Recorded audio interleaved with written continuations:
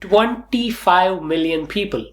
That's how many people took the Excel skill assessment on LinkedIn. So I thought, why not join the crowd?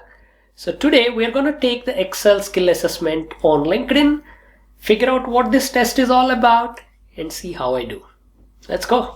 To do this, we just go to LinkedIn, click on Jobs, Skill Assessments, and you should find Microsoft Excel right on top. Otherwise, search for it and then you will find it. So let's click on this. Microsoft Excel Assessment, 15 multiple choice questions, 1.5 minutes per question, score in top 30% to earn a badge. So there's a couple of warnings here. You must complete this assessment in one session. You can retake this assessment once if you don't earn a badge. We won't show your results to anyone without your permission. I don't think I need to worry about that. You're already seeing this. So let's start. Column A contains a list of book titles. To ensure that no book title appears more than once, first you select column A. What should you do next? Right-click on the column head and select Unique. On Home, clear duplicates. On Data ribbon, remove duplicates. We don't have clear duplicates on Home ribbon either, and the data validation is not useful, so it's got to be this one. To insert a new column to the left of a specific column, right-click the header containing the column letter and select Insert Column, Column Left, Paste Special, Insert. Ooh, this is a tricky one. I don't really do this. I think if you select a column, it would simply say Insert rather than Insert Column. Yeah, I feel like that could be the answer.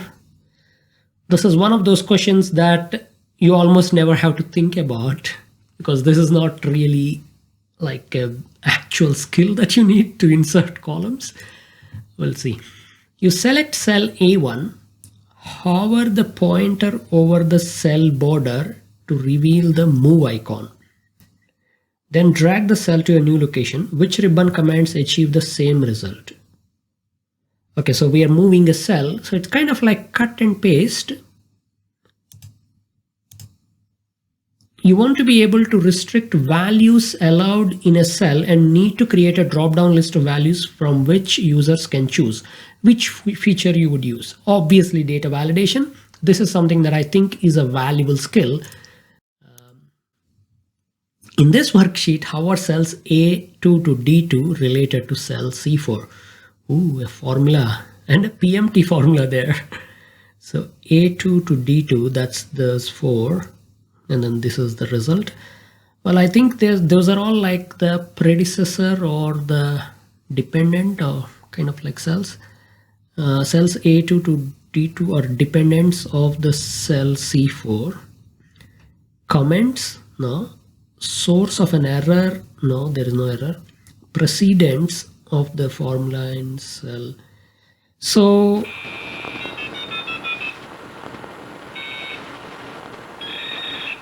I think it's called precedents. This is also because English is not my first language. So sometimes I think one thing, but the word I have in my mind is a different word. So I'm going to go with precedents, but I do know what this is. It's just, yeah, that's probably what it is. In which Excel feature allows you to hide rows or columns with an easily visible expand collapse? So this is called grouping feature. And I had a video on the channel a while ago that talks about grouping to create a clickable report. So yeah, a file extension of .xlsm indicates what type of workbook. XLSM is a macro enabled workbook. So that's that one.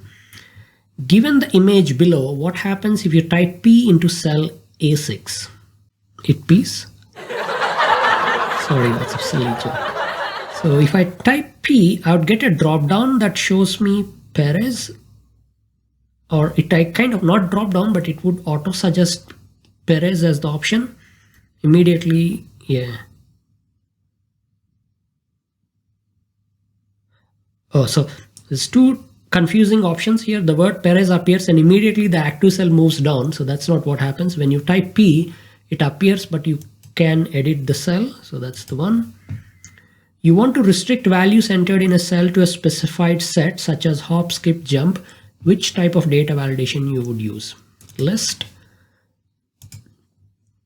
In Excel, what do most formulas begin with?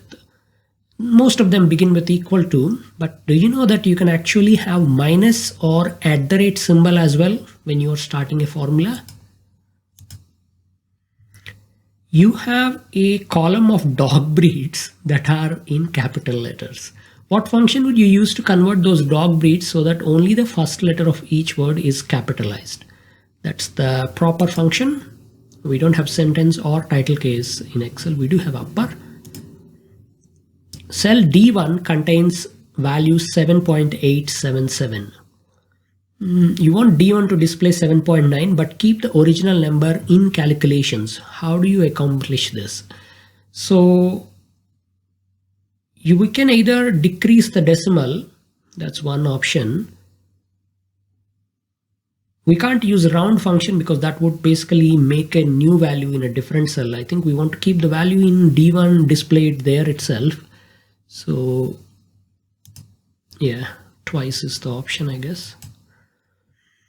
You want to find the second largest invoice in a column containing all the invoices in a given month. What function would you use? So second largest, largest is max, second largest would be large. We can use the same for third largest, seventh largest, and whatnot. Excel's default view contains quick access toolbar and ribbon. Which can you customize? You can customize both, and this is an older Excel screenshot. Excel 365 looks different, but again, doesn't matter. I think you can customize both.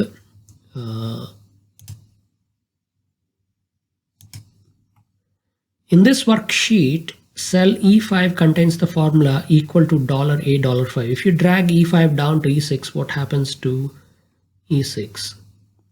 So it's an absolute form reference. So when you drag this formula down, all the cells, whichever way you drag, they will all be referring to A5.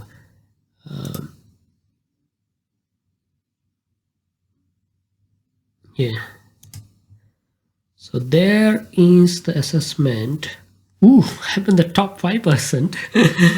I think it's a pretty decent assessment, but there are some things that are a bit dodgy. Like I'm not really sure what is the value of remembering the insert or one of those things. But I guess they have to design something where it's not too intimidating, but also it's not too simple either. So there are some interesting questions there.